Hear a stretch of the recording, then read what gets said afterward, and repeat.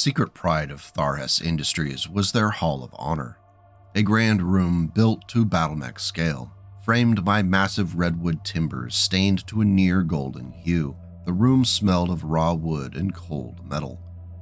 The floor was of black granite, polished so deep that Harding felt as if he were walking over a depthless, dark pool. His reflection was mirror-perfect but stained to a shade of burnt coffee. And standing at attention in silent, ominous rows on either side of the hall were mechs: Wolfhound, Atlas, Barghest, Zeus, Falconer, Battlemaster, Archer, Crusader, Hatchetman, a dozen more, gleaming in perfection as showpieces of every BattleMech designed by Tharhes Industries or with Tharhes Industries parts. Means to an End, BattleTech 25 Years of Art and Fiction, page 169, by Lauren L. Coleman. Forged from the fires of Mount Hesperus II, the Zeus was created to sow terror in the hearts of dragons and purple birds everywhere. This 80-ton monster became a symbol of not just the Lyran Commonwealth, but also the industrial might of Defiance Industries. The Zeus is a rendered deli meat of battlemechs. It's 80 tons of bipedal contempt for the natural order and nature's laws. Constructed from a reinforced framework and hardened to survive brutal punishment, the Zeus stands defiant. The Defiance engineering team pulled out all the stops to create a battlemech that could endure long enough to pummel the enemies of the Lyran Commonwealth into scrap. Repeatedly across battlefields of the Succession Wars and beyond, the Zeus has proved its value. It's a pretty cool story, so let's dive in. For those of us who entered the BattleTech universe with the original 3025 technical readout, the fluff for the ZEU-6S Zeus starts with a bit of a mystery. Being a history guy, I can never really get away from dates, and the two dates referenced in the Zeus's overview presented a problem for the timeline. The first suggests that the original idea for creating a new 80-ton mech was hatched in 2407 during a conflict between the Lyrans and the Dorscheid Combine. Later, the Zeus was specifically mentioned as first stomping off the production lines in 2411. Those of you yelling at the screen right now likely know there's a problem with both of these years. Not specifically with the years themselves, I'm sure they were lovely if you weren't living on Contargo. The issue is that the Mackie, our first recognized battlemech design, didn't have its first combat trial in Yakima in the former state of Washington until February of 2439. If we went by just the 3025 TRO, that would make the Zeus the first battlemech by almost 3 decades. Thankfully, the mistake was cleared up in the historical records, and the true year of production was pinpointed at 2787. If that year sounds familiar, you're really on the ball today, because that is also the year which included the beginning of the First Succession War. So it's a good thing if you're a weapons manufacturer, and not so good thing if you're anyone else. 2787 was also the year in which a very savvy war planner in the Dorscheid Combine decided it would be a good idea to launch a massive assault against the heavily industrialized world of Hesperus II, the home of Defiance Industries. As the warships battled it out in orbit over the planet, battlemechs fresh off the litany of assembly lines were immediately put to use reinforcing the planet's garrison. 4 Combine battlemech regiments were tasked with causing as much damage to the defense industry lines on Hesperus II as possible, which was an incredible task, not just because the planet was so well defended, but because the production lines that dominate the planet's surface were simply too big to destroy using conventional means in any reasonable amount of time. In a major blow to the Combine, by the time their forces retreated from the Hesperus system, a large chunk of their fleet assets were destroyed, and more than half of the regiments dropped onto the surface didn't survive to get back on their dropships. The goal to reduce the production capacity of the Lyran Commonwealth had not only failed, but it also caused significant harm to the Dorscheid Combine instead. The element of the ferocious Hesperus II defense works that interests us today was a couple of prototypes that would end up being designated the ZEU-6S Zeus. In a literal trial by fire, the mech not only performed well, but the experience allowed the engineering team to finely tune to the design. Apparently, these early Zeuses carried a PPC in the left arm, which proved to be troublesome and performed erratically, resulting in a shift over to a replacement AC-5 autocannon. Right then, something in Janice broke. She took a step toward Wallace, ready to hurt him just as deeply as she could. "I've seen exactly what you've recovered, Doctor." Rotting kroner bills, she said in a low, hard voice. Copper finnings covered with verdigris. The smashed pieces of an Atlas, a Flashman, a Zeus. All designs built on Hesperus II. Repair hatches labeled in German. Taken one by one, each little piece means nothing. Any of these artifacts could be captured treasure, but all of them? She shook her head and with a sweep of her hand took in the cove and the scarred beach. This isn't the remains of a Minnesota tribe vessel. This union belonged to the Lyran Commonwealth. Blue Waters, Counterattack, Battlecore Anthology, Volume 5, page 299 and 300, by Stephen Mohan, Jr. With plenty of real-world data available, the Zeus was greenlit and production began. Before we go any further, let's look under the hood. Constructed from a tough Chariot Type 3 frame wrapped around a Pitband 320 Fusion engine, the name of the game for the Zeus was rugged and reliable. The mech's 64 km/h top speed was good for an assault mech, and its 11.5 tons of armor offered 184 points of protection in a typical distribution. This matched the Victor 9B's 11.5 tons, but was notably less than the Awesome 8Q's 15 tons. The notable difference there, since opportunity cost spares no one, was that the Awesome used a smaller engine and can only reach a top speed of 54 km/h. After the addition of 17 single heatsinks and vanity items such as a gyro and cockpit, that left a pretty impressive 24 tons of the mech's mass, which could be devoted to weaponry and equipment. As previously mentioned, the swap from PPC to a reliable Defiance AC-5 in the left arm was a tough call, as it limited damage but maintained the ability to do damage at range. When combined with the right arm mounted Coventry Starfire LRM-15 and the left torso Thunderbolt A5M large laser, it was hoped that the Zeus would stack up damage rather than trying to rely upon a single primary weapon, as we would see with the Victor 9B's AC-20 autocannon.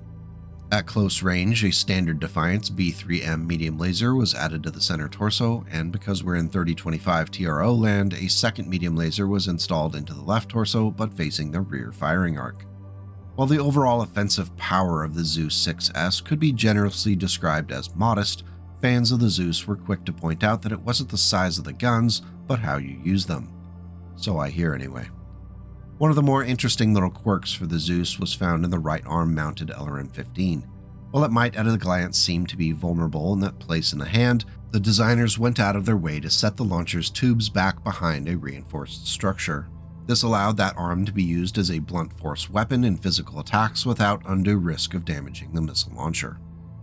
During the fight for control of Sakhalin during the Second Succession War, the 15th Lyran Commonwealth was given the opportunity to put their Zeuses to work against the Combine's 32nd Dieron regulars.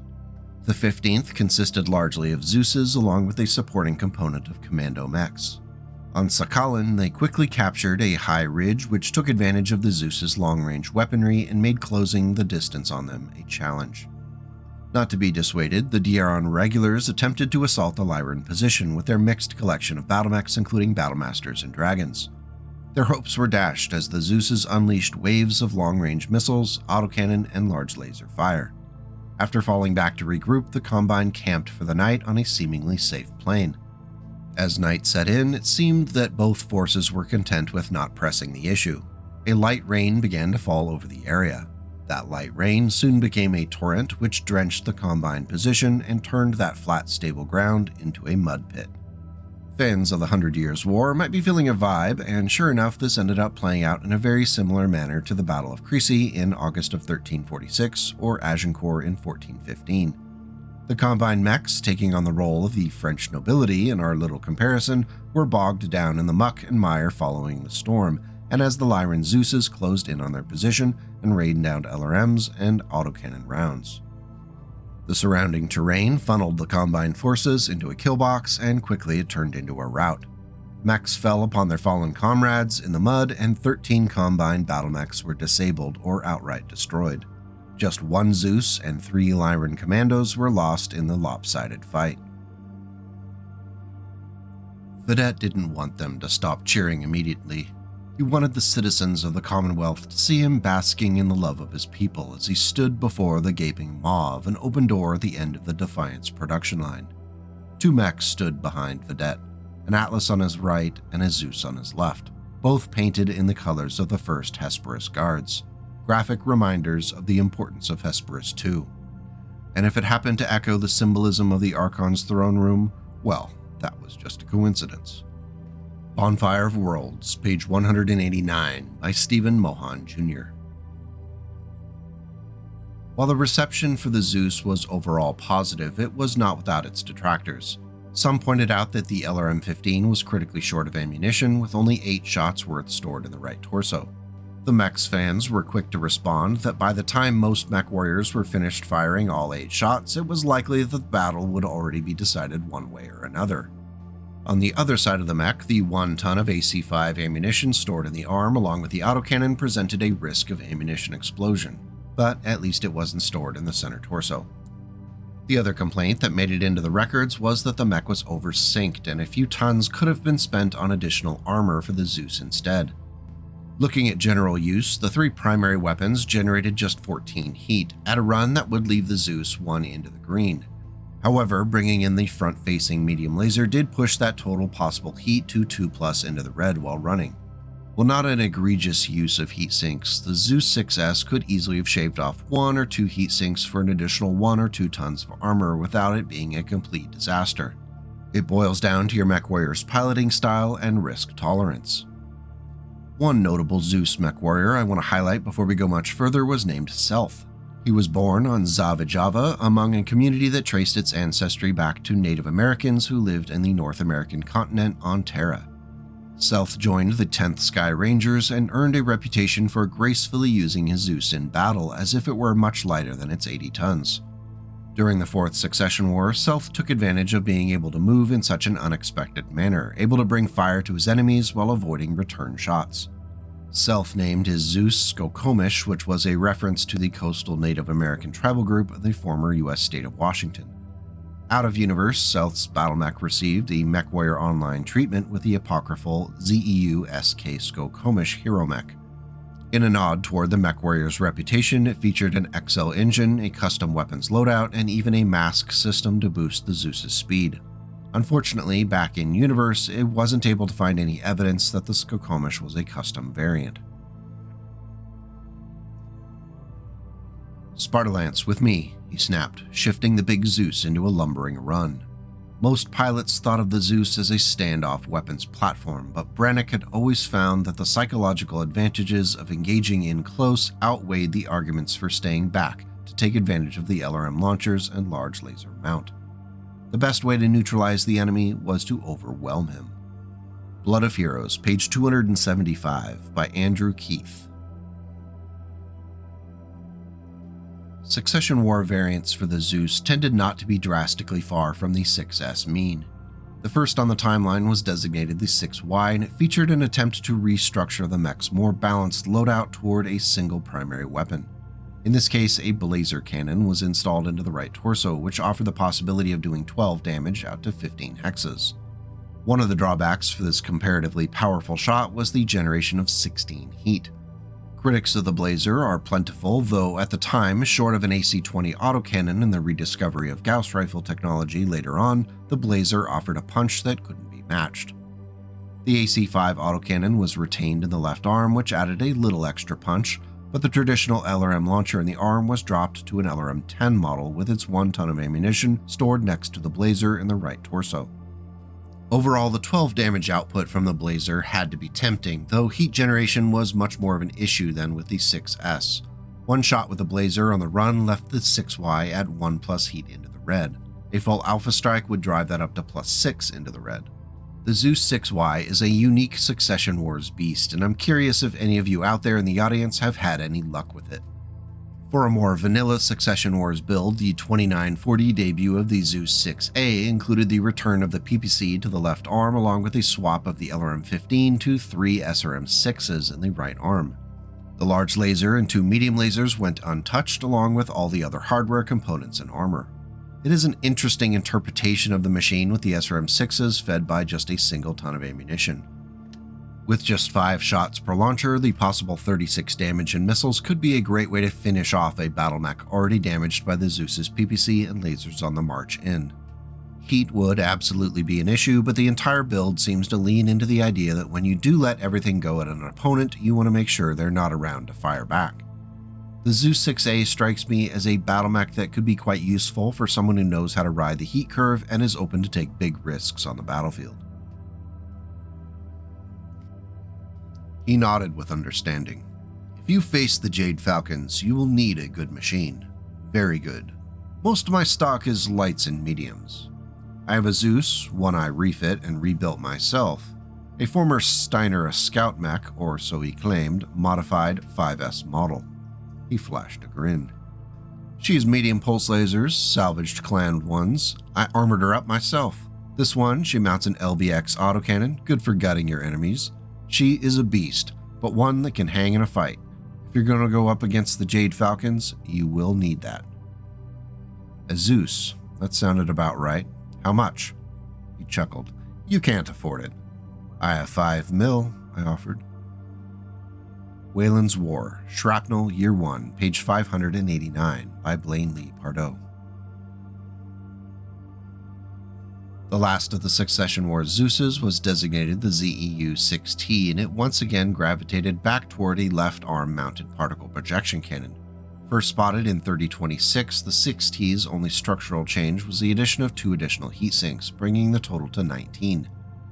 Otherwise, the battlemech was identical to the 6S, with its large laser, LRM-15 in the arm, and 2 cross-eyed medium lasers.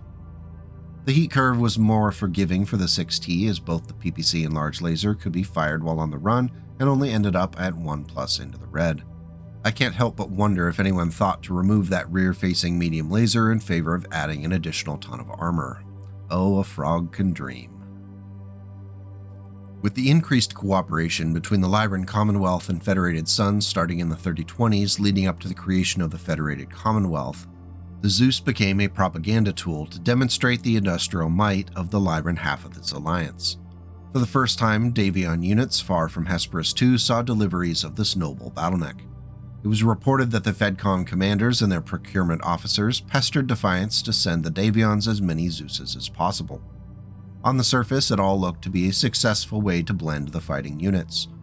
Unfortunately, it turned out that quite a few of the AFFS officers weren't too keen on placing the Lyran mech front and center in battle lines. Instead, the Zeus was often sent to garrison or rear guard duty, some even marching out the back door in sales to mercenary units.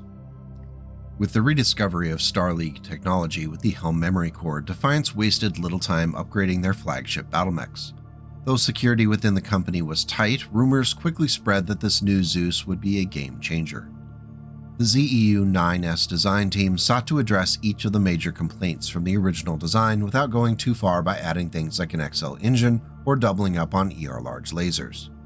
I appreciate their restraint, as the temptation must have been excruciating to resist. The basic structure for the 9S didn't change, and the old Pitman 320 engine was left alone. However, to boost the overall toughness of the mech, 11 tons of Glasgow Limited Primo ferrofibrous armor replaced the standard plate. This boosted the armor coverage to 197 points over the previous 184, with a half ton of mass savings. Additionally, 17 double heatsinks replaced the singles from the 6S, doubling the mech's cooling potential. Those heatsinks would be needed as every weapon system on the Zeus received an upgrade, beginning with the left arm mounted Defiance 1001 particle projection cannon, which boosted the mech's range at the cost of additional heat.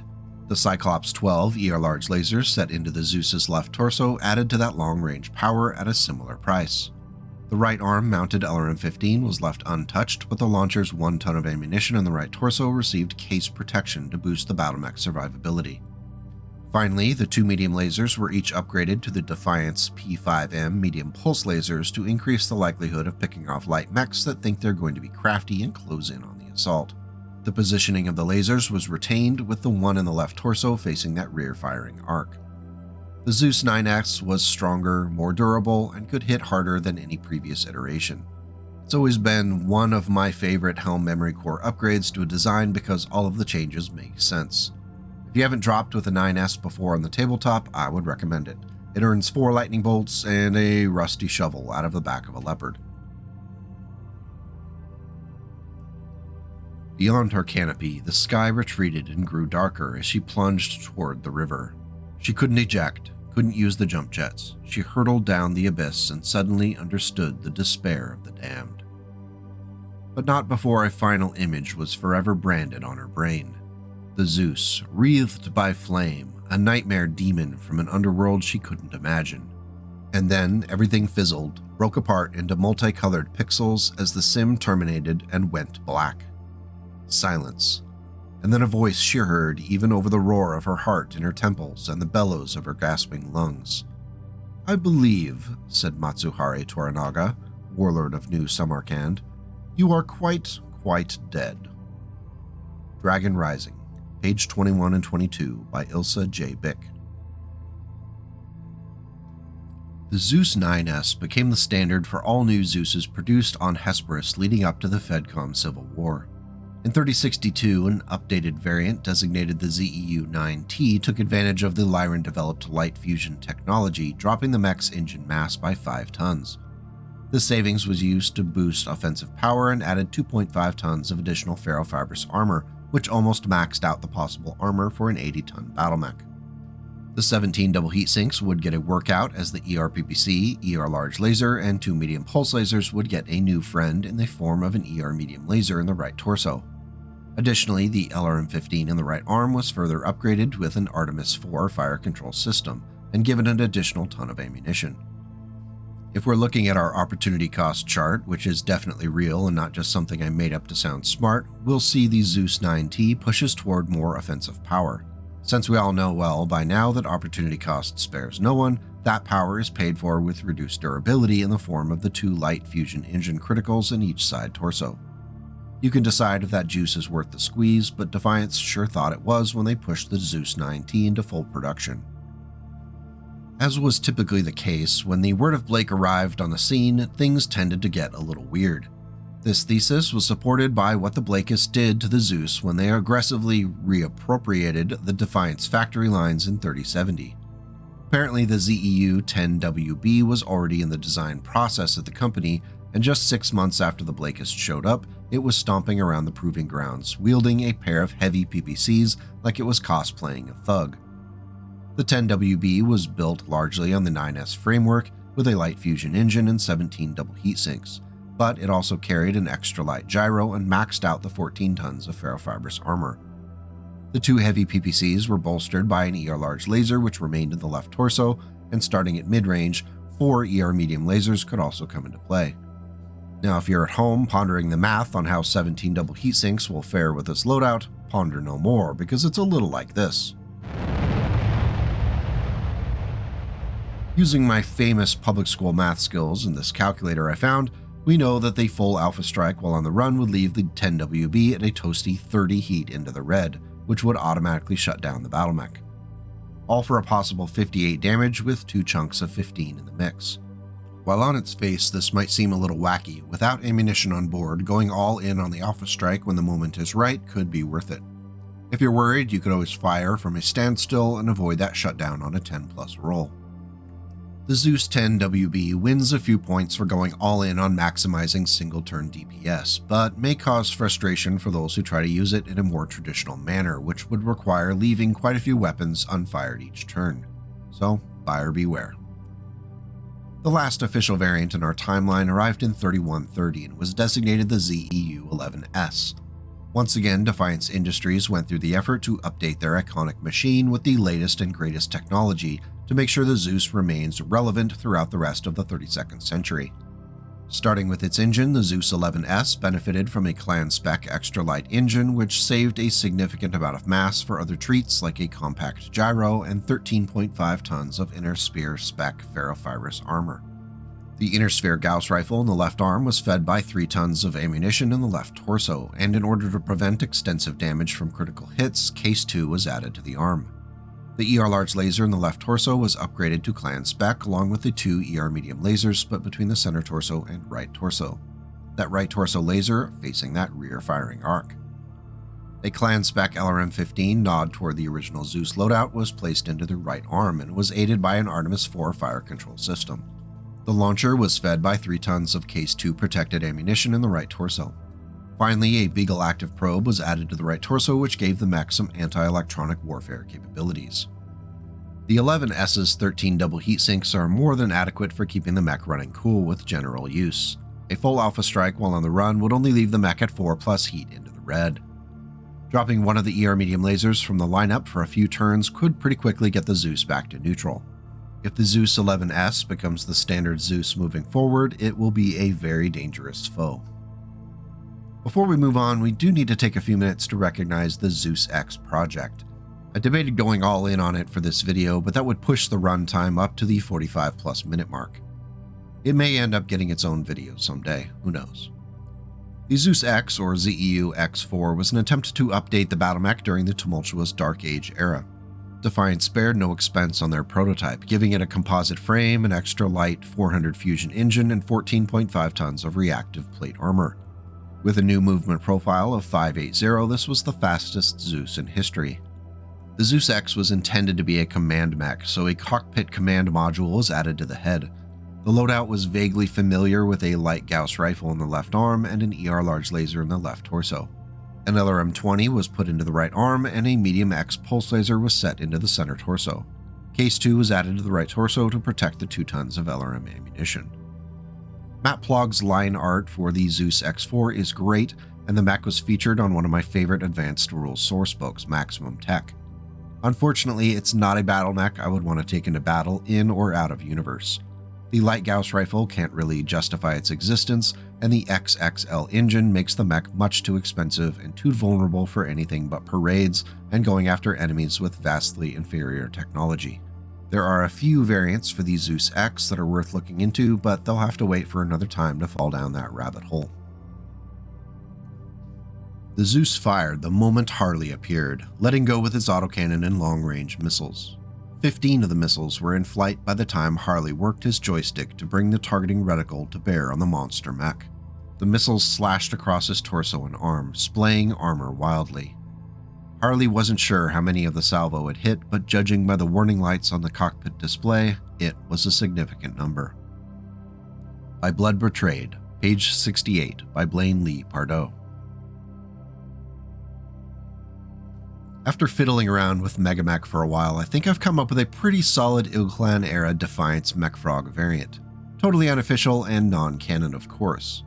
Now, someone recently asked why I have to mention this, and for the benefit of the collective, I'll go ahead and explain it. When I started to add the MF variants to videos, there was someone who took it very personally and accused me of trying to inject my own content into canon.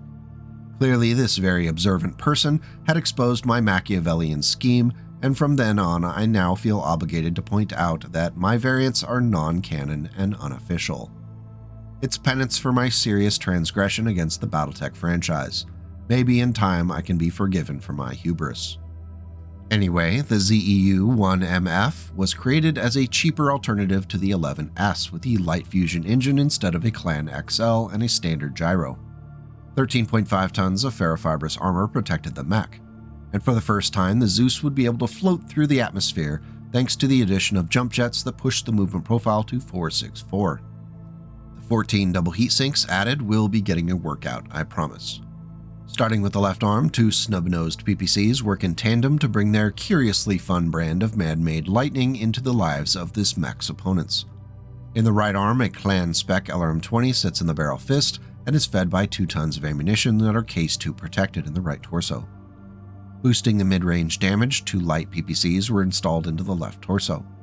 Finally, a Clan Spec Emotional Support ER small laser was added to the head. Heat generation could be an issue if firing everything, but laying off one of the light PPCs until it was really needed would mitigate the issues for the most part.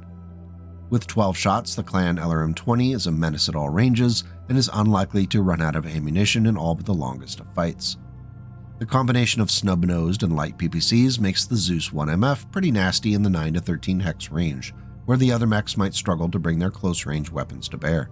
The mech's 4 jump jets would be crucial in helping to maintain that distance from a target as long as possible. If you're up for giving the Zeus 1MF a try, I've included the PDF record sheet for it in the video notes below. Aim small, miss small, Mechwarrior. Rainier pushed off from the wall and charged straight at Nevin. Rainier's PPC and long-range missiles were almost useless in close quarters combat like this, but lasers in the Zeus's torso scored black carbon lines across the victor's chest and thighs. Then the two 80-ton war machines collided in a thundering scream of metal on metal. The impact drove the victor back, sending it sliding along the ground until its back heel crunched into a wall. The two mechs wrestled awkwardly, the Zeus with no humanoid hands and the victor with only one. The victor's right arm ended in the barrel of a Gauss rifle, forcing Nevid to swing it like a club, hammering against the Zeus's already damaged shoulder. The first blow left a dent, the second deepened it into a valley, then the third caused the entire armor plate to shatter and flake away. Reversal of Fortunes, page 120 and 121 by Giles Gamage. So why do we love the Zeus? Besides its noble heritage as one of Defiance Industries' premier battle mech designs, the Zeus benefits from a variety of traits that have us coming back to it time and time again. The original Dwane Loose line art from the 3025 TRO has a weight and sense of power to it that leaves an impression. I think the battle mechs that have a strong connection to the realms in which they're constructed tend to have a more enduring reach with BattleTech's fans. Look at the Awesome, the Vindicator, the Panther. Each have their loyal cohorts, partially due to the fact that they're so closely tied to the great houses which produce the bulk of them. The Zeus has been a frequent participant in major events throughout the history of the Inner Sphere and the Lyran Commonwealth, and thankfully the IlClan variant is so good that it's likely to stick around for a few more. But I'm curious what you think. Has the Zeus earned its place among the pantheon of 3025 TRO gods, or is it overrated in comparison to its peers? Let me know in the comments and we'll keep the conversation going. To everyone on the Discord who shared their awesome painted up Zeuses this week, thank you for digging them out for the photo shoot. If you feel the video was worthy, don't forget to hit that like and subscribe button so that YouTube knows it's worth sharing with others who might not yet know the nonsense that goes on here. It is mostly painless.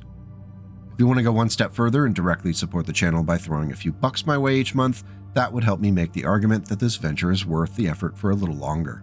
I really appreciate it. Please take care of yourself and your loved ones, and please hold the line.